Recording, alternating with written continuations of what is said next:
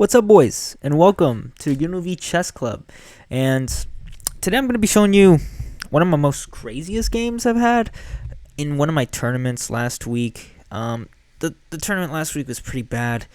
Like I had two games that I had to win on demand, and the first player that I had played a Petrov, and I mean it was a draw, but I had to either I win or drawing or losing is the same to me because I won't be first.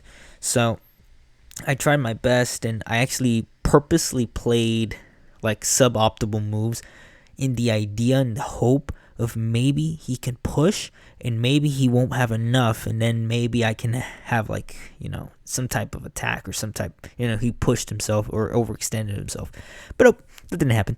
And then the next one, I just didn't care. I just blitzed out every move and I lost in 30 minutes. But time control is 1 hour and 20 minutes with 30-second delay. And it's going to be 40 moves with additional 30 minutes. And my opponent came late. He came in around 30 minutes late. And, and my whole idea was, okay, I want to make this game as complicated as possible and make him gas a lot of his time. And at the beginning, the opponent didn't quite understand the predicament that he was in, because he was going he wasn't hasty at all. He was going very slow. He was taking his time, and I didn't understand why he was doing that. Here, I thought maybe I should play c5, right? But then I wasn't sure about d5 actions, right? But I didn't know c5 was one of the notes I have. But I just castled. I wanted to play into the line where I play d6, I might play b6, and then I play knight c6, knight a5, bishop a6, the idea of targeting the pawn on c4 after I take on c3. Those types of maneuvers are a little bit hard for white to kind of counter. And usually when he's low on time, that's something that I want to play for. But then I play h6. And now h6, he could have maybe played bishop takes, queen takes, bishop e4, but c6, and I'm fine, right? But he played bishop h4. Now I took on c3. Now I play bishop e7, and now I'm preparing g5, knight e4 ideas. And this is going to be very fun. He castles towards danger, which is perfect for me. And then I play knight b to d7. I first need to prepare it. I need to develop everything.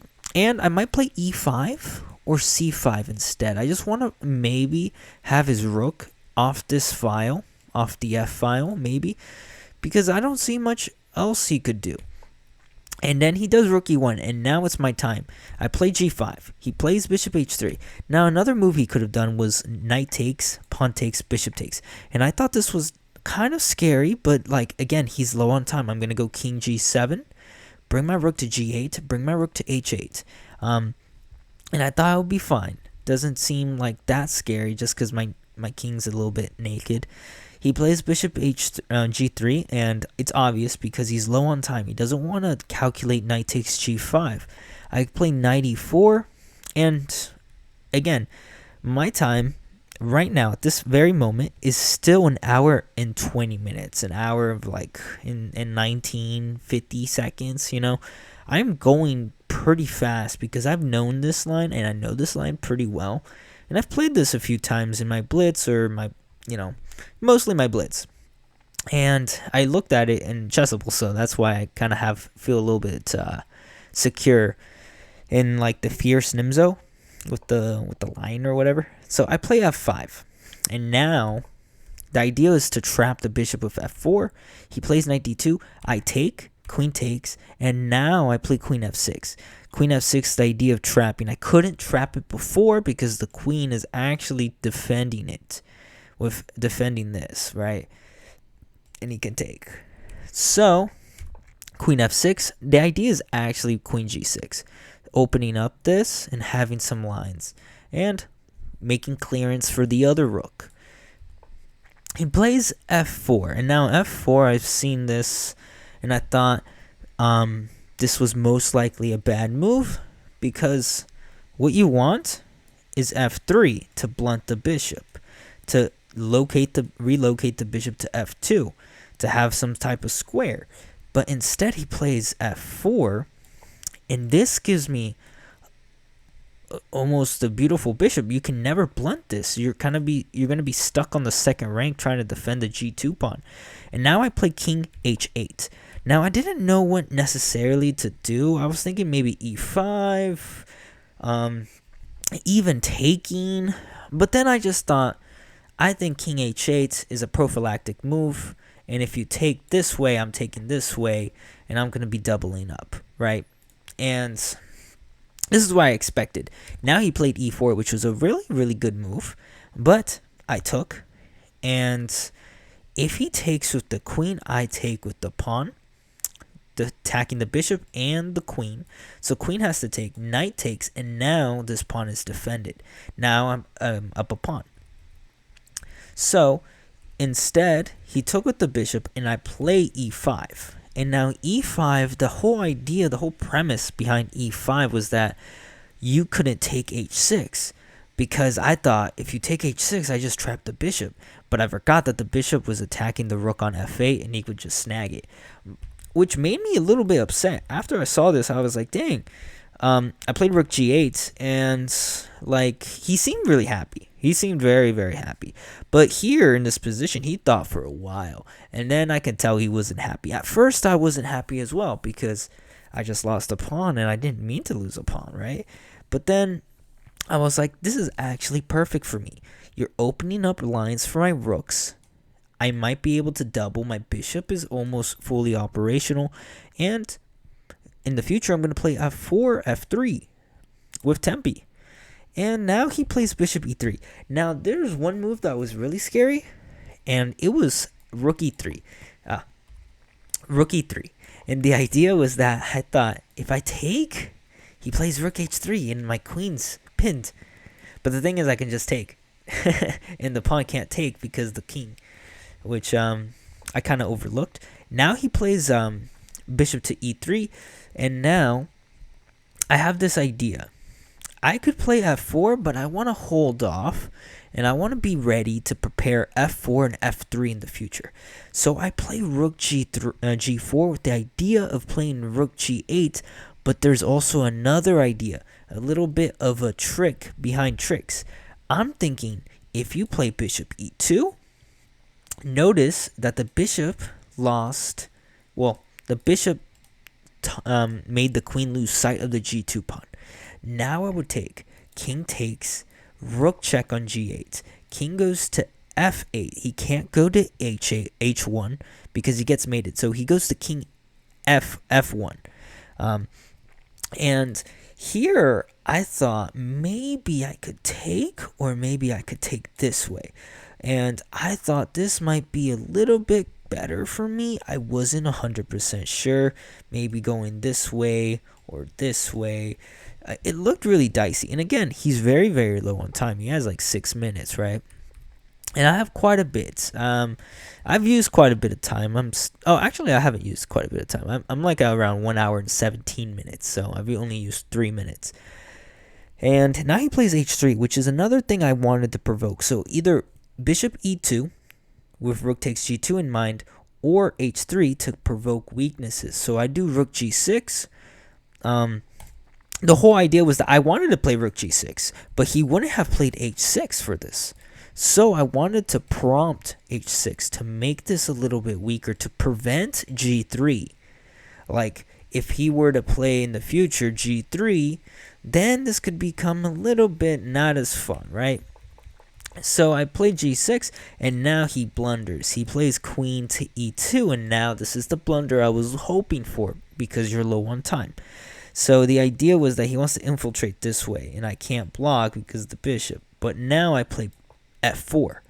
And if you check me, trying to get out of like an in-between move to prevent f3, I do this, rook h6. Now if he plays queen g4, I was thinking behind this. Queen g4 attacking my knight, right? I could play my knight back and play it this way. I could play bishop c8 here. I could take. And I was thinking maybe I can play bishop c8, prepare some type of maneuver to win this bishop. Not 100% sure. Just don't like the idea of this being, gone. But I wasn't 100% sure, and I was just like, okay, I'll figure it out if he plays it, right? Because it's a long way from here. And now he plays f2, and then I play f3. Now f3, he plays queen e3. I take king h1, and now here's the star move of the game. So after a bit, I felt very confident. I won a pawn. His king is very weak. This seems like a knockout blow, right? But the more you calculate, the harder it seems. So at first, I thought, and I even grabbed my hand. I didn't touch it, but I was like wafting or waving around queen e6 here. Queen e6. And after a few seconds of thinking, I was like, wait a minute, queen e6 is a blunder. If I play queen e6, he just takes, right? He defends, he attacks, and the idea of queen e6 was that I wanted to checkmate, and I thought this was an unstoppable checkmate, right?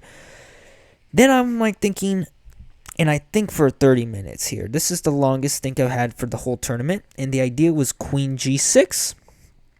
The idea was this and this, right? But then queen takes f3.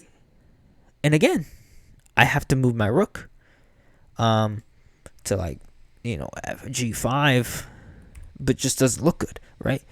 So queen g6 is out of the table.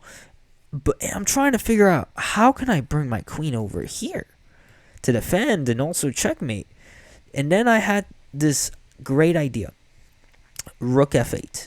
And rook f8, the idea was that after you combat my my rook from taking over the file, I play queen g6. You can't take because I mate. You can't take because I check first. Take, take, take, and then I take, and I'm up a rook. So this was the line. But also, the idea was this rook move, because you right here, you still can't find the knockout blow. You still can't find it, because if you play queen to h5, he just takes, right? Pawn takes, king takes. We're equal in material, right? The hardest part was trying to make my pieces grow. I see rook h1. The idea is bishop to e1 or bishop to h4. I want to play knight f6, knight g4, right? And if you take, I mate. But I felt that was too slow. And I was thinking for such a long time trying to figure out, what am I missing? And what I was missing was that I forgot I had a bishop. This bishop is a beautiful bishop, and it's just blocked. So how do I open it up? Do I push? He just takes, right? So I can't do that. So the only possible way is to sack the Levy rook. I'm not going to say the way Levy says it. But sack the rook. And here he plays bishop to e1. And he fails to see that after rook takes e4, he has nothing. If he takes the pawn, I take. Rook takes. Queen takes. Well, king takes. Rook takes or check. Discovery. And I'm up a piece. I'm up a full piece. And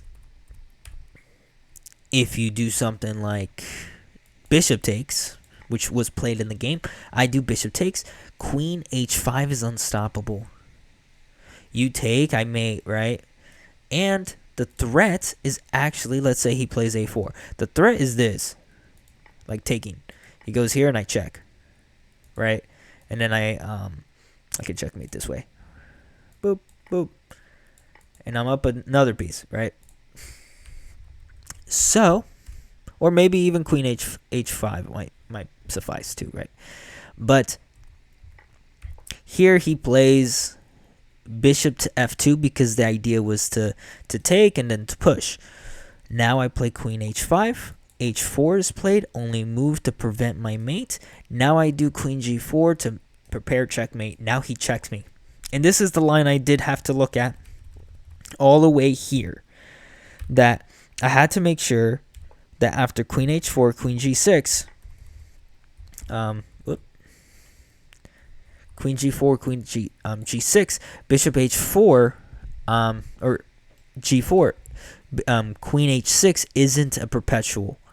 So after queen h6, I have bishop block. And it blocks, and this knight is perfectly placed to prevent any type of checks from the queen.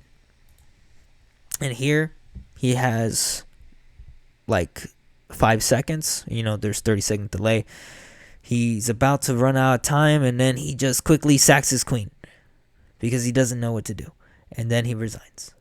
And this was one of my, I would say, my prettiest games, my prettiest endings. I definitely think it was like one of my best or most accurate responses. So actually here, I'm supposed to play knight f6, right? I think that's like the best move, but I thought rook takes e4 was so much more forcing, and I don't know why knight f6 there is even good, because oh yeah, rook takes f3 is impossible because I just win. But like, I think this whole situation of me almost losing the advantage by playing queen e6 and queen takes f3 was just been embarrassing, because it just attacks my rook, it defends this, and I just lost all my advantage. So rook f8, the idea of rook f8, rook f4, and rook takes e4 was one of the most, I would say, simplest, most caveman mode, like train of thought. But I think it's one of the most like hardest things that you could find, because it's so simple that you might overlook it. Rook f8, rook f4, rook takes e4. It sounds so simple, but it's much harder trying to calculate all that. But yeah, this was one of my games, one of my favorite games that I had in my tournament last week, and hopefully you guys have a great day.